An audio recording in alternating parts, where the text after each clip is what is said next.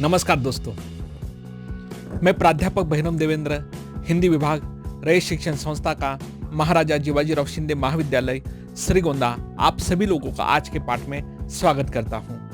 आज हम लोग संत कबीर के गुरु विषयक दोहे देखने वाले हैं या गुरु विषयक विचार हम लोग देखने वाले हैं। हम लोगों ने उन्हीं चुनिंदा दोहों को चुना है जो सावित्रीबाई फुले पुणे विश्वविद्यालय के द्वितीय वर्ष कला के पाठ्यक्रम में निहित किए गए हैं। उन्हीं के आधार पर हम लोग कबीर के गुरु विषयक विचारों का विश्लेषण, संक्षिप्त दोहों का भावार्थ देखने का प्रयास हम लोग करने वाले हैं। हम लोगों ने देखा है कि कबीर हिंदी के भक्तिकालीन साहित्य के निर्गुण शाखा के ज्ञानाश्रयी विचारधारा के कवि माने जाते हैं और प्रतिनिधि कवि के रूप में कबीर प्रसिद्ध है।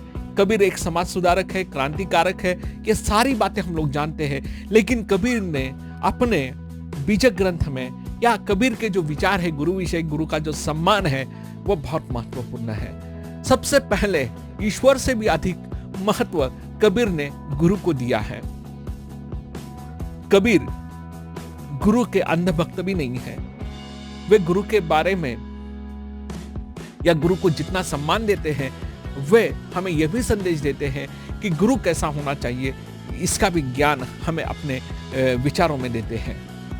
हम लोग देखते हैं कबीर जी का यह पहला विचार गुरु की महिमा गाते हुए कहते हैं, सतगुरु की महिमा अनंत, अनंत किया उपकार। सतगुरु की महिमा अनंत, अनंत किया उपकार। लोचन अनंत हुगाड़िया, अनंत दिखावनहार। लोचन अनंत हुगाड़िया, अनंत दिखावनहार। कबीर यहां पर कहते हैं कि गुरु की महिमा अपरंपार है, गुरु की महिमा अनंत है।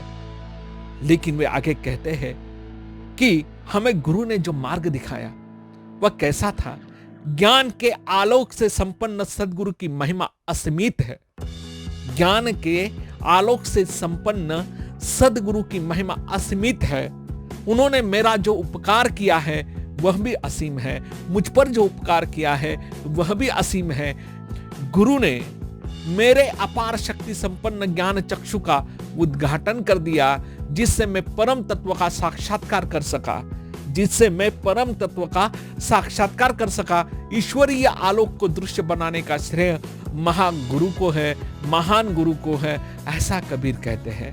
एक ध्यान में रखिए, मैं सभी छात्रों से, सभी सुनने वालों से कहूंगा कि गुरु का महत्व कितना है कि गुरु हमारे ज्ञान चक्षुओं को पहचानता है। गुरु के कारण ही हमारे ज्ञान चक्षु जागृत होते हैं और गुरु के ज्ञान से ही, गुरु की दिशा से ही, गुरु के मार्गदर्शन से हमें अनंत जो है, जिसका कोई अंत नहीं है, ऐसे अपार शक्ति संपन्न परम तत्व का ज्ञान मुझे गुरु ने दिया है, ऐसा कबीर इस विचार में कहते हैं, इस दोहे में कहते हैं। कबीर गुरु संबंधित दूसरा जो विचार कबीर का चुना गया है वह इस प्रकार है। कबीर कहते हैं, पीछे लागा जाई था लोक वेद के साथी। पीछे लागा जाई था लोक वेद के साथी। आगे थे सतगुरु मिलिया, दीपक दिया हाथी। आगे थे सतगुरु मिलिया, दीपक दिया हाथी। बड़े ही सुंदर शब्दों में कबीर ने यहाँ पर गुरु का महत्व प्रकट किया है। कबीरदास कहते हैं कि मैं अज्ञान रूपी अंधकार में भटकता हुआ लोक और वेदों में सत्य खोज रहा था। लोक और वेदों में सत्य खोज रहा था। मुझे भटकते देखकर मेरे गुरु ने, मेरे सदगुरु ने मेरे हाथ में ज्ञान रूपी दीपक दे दिया, जिससे मैं सहज ही सत्य को देखने में समर्थ हो गया। एक ध्यान में रखिएगा, वेदों को पढ़ने वाले, वेदों का डर दिखाने वाले और वेदों में ही ज्ञान है, यह जो परंपरा हमारी है, रूढ़ी है, इस रूढ़ी को छेद कबीर ने दिया है। कबीर कहते हैं, गुरु के मिलने से मुझे वेदों की आवश्यकता नहीं है।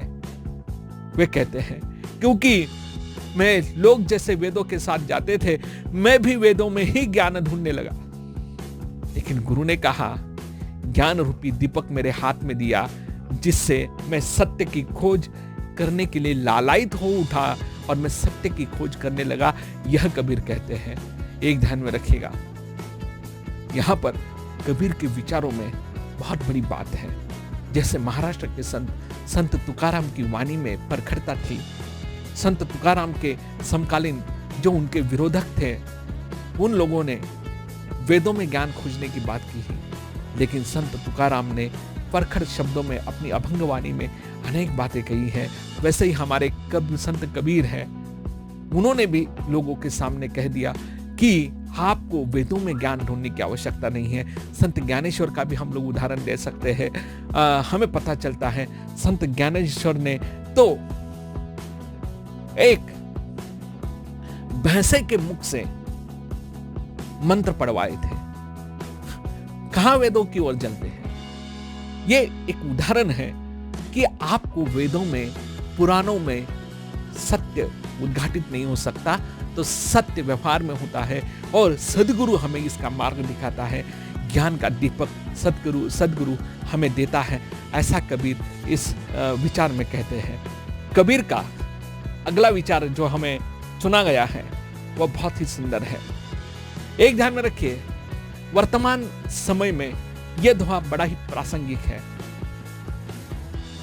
कबीर का यह विचार कैसे है, देखिए। जाका गुरु भी अंधला, चेला खरा निरंद। जाका गुरु भी अंधला, चेला खरा निरंद। अंध ही अंधा ठेलिया, दोनों कूप पड़ंत। अंध ही अंधा ठेलिया, दोनों कूप पड़ंत। प्रासंगिक। और ये मैंने जो पहले ही आपसे कहा था कि कबीर ने गुरु का अंध वर्णन नहीं किया है। कबीर ये भी कहते हैं गुरु कैसा होना चाहिए, गुरु ज्ञानी होना चाहिए। अगर आपका गुरु ही अज्ञानी है तो गुरु को चुनने वाला ये जो शिष्य है वो महाज्ञानी होता है। आगे वे कहते हैं जिसका गुरु अंधा अर्थात ज्ञानहीन है, जिसकी अपनी कोई चिंतन दृष्टि नहीं है और परंपरागत मान्यताओं तथा विचारों की सार्थकता को जांचने परखने की क्षमता उसमें नहीं है, ऐसे गुरु का अनुयायी तो निपट दृष्टिहीन होता है। उसमें अच्छे बुरे, हित अहित को समझने की शक्ति नहीं होती। जबकि हित अहित की पहचान पशु पक्षी भी कर लेते हैं। इस तरह अंधे गुरु के द्वारा ठेला हुआ शिष्य आगे नहीं बढ़ पाता। वे दोनों एक दूसरे को ठेलते हुए कुएं में गिर जाते हैं, अर्थात अज्ञान के अंधकार में डूब जाते हैं, अज्ञान के अंधकार में डूबकर नष्ट हो जाते हैं। ऐसा कबीर इस दोहे के माध्यम से हमारे सम्मुख बातें रखते हैं।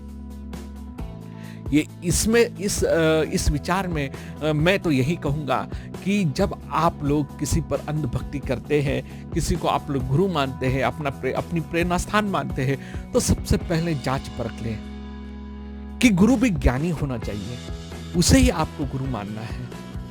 मतलब आप आज ऐसी परिस्थिति है, आज हमारे व्यवसायिक गुरुओं की भरमार है। ऐसी परिस्थिति में आप लोग पैसे देकर गुरु ढूंढने जाते हो। आज मार्केटिंग का जमाना है और इस मार्केटिंग के जमाने में गुरु कैसा ढूंढना है वो देखिएगा, नहीं तो गुरु ही मार्केटिंग कर रहा है। ऐसी परिस्थिति निर्माण न हो, उसकी ओर भी ध्यान देना है। शायद इसीलिए हमें चाणाक्ष होना है, कहां पर हमें सही ज्ञान प्राप्त होगा वो ढूंढिए, नहीं तो जाका गुरु अंधला, चेला खरा निरंद। अंध ही अंधा ठेलिया, दोनों कूप पड़ंत, दोनों कूप पड़ंत। अगला गुरु विषयक विचार इस प्रकार है। कबीर कहते हैं माया दीपक नर पतंग, भ्रमी भ्रमी इवे पड़ंत। माया दीपक नर पतंग, भ्रमी भ्रमी इवे पड़ंत। कह कबीर गुरु ज्ञान थे, कह कबीर गुरु ज्ञान थे, एक आध उबरंत, एक आध उबरंत। कबीर जी यहां पर बहुत सुंदर बात कहते हैं कि कबीरदास जी कहते हैं कि जीव पतंग के समान बार बार माया रूपी दीपक के प्रति आकर्षित होकर भ्रम जाल में पड़ जाता है। जीव पतंगे के समान बार बार माया रूपी दीपक के प्रति आकर्षित होकर भ्रमजाल में पड़ जाता है और अपने जीवन को बिगाड़ लेता है। एकाध ही गुरु कृपा और गुरु ज्ञान के सहारे एकाध ही व्यक्ति गुरु कृपा और गुरु ज्ञान के सहारे आवागमन के चक्र से छूट जाता है। अर्थात चाहे आप कितनी ही साधना, जप और नियमों में बंधे हैं, जब तक आपको सच्चा गुरु नहीं मिल जाता, तब तक आप इस माया रूपी जाल से निकल नहीं सकते और न ही आत्मज्ञान को प्राप्त कर सकते हैं। बड़ी ही सुंदर बात यहाँ पर कबीर जी आपके सम्मुख रखते हैं। कबीर ने ये जो विचार गए हैं कितने प्रासंगिक है कि माया दीपक नर पतंग, क्योंकि दीपक के उजाले से आकर्षित होकर जो पतंग अपनी जान गंवा बैठता है उसे लगता है यही उजाला है, लेकिन यह गलत होता है। एकाध ही व्यक्ति को सदगुरु प्राप्त होता है, एकाध ही व्यक्ति को हमें सच्ची दिशा देने वाला, ज्ञान देने वाला गुरु प्राप्त होता है और एकाध ही व्यक्ति इस आत्मज्ञान को प्राप्त करने के, आपकी भाषा में कहे तो लायक होता है, ऐसा हम लोग कह सकते हैं। और यहाँ पर कबीर ने गुरु की महिमा कही है कि सदगुरु कैसा होता है कि कहीं पर तुरंत कोई भी मिल जाए, हम लोग कहें यह हमारे गुरु है, एक ध्यान में रखिएगा, ऐसा नहीं होता। एक आदि व्यक्ति को ज्ञान देने वाला सदगुरु प्राप्त होता है और आत्मज्ञान की प्राप्ति हो सकती है। इस प्रकार से कबीर जी ने यहाँ पर पतंगे का उदाहरण देकर हमारे सम्मुख सच्चे गुरु की पहचान प्रस्तुत करने का प्रयास किया है। कबीर जी अगले दोहे में बड़ी सुंदर बात कहते हैं। कबीर का ये सुंदर गुरु विषयक विचार देखिएगा, बड़े भावुक होकर वे कहते हैं, सतगुरु हमसु रिझी करी, एक कहिया प्रसंग, बरसिया बादल प्रेम का, भिजी गया सबंग, भिजी गया सबंग। बड़ी सुंदर बात कही। जब हम लोग सदगुरु के साथ होते हैं, सदगुरु का संपर्क हमें होता है, उस समय शिष्य की क्या अवस्था होती है, ये बड़ी सुंदर बात यहाँ की। सदगुरु ने मुझ पर प्रसन्न होकर एक ऐसी रसपूर्ण वार्ता सुनाई जिससे प्रेम रस की वर्षा हुई और मेरे अंग प्रत्यंग उस रस में भीग गए।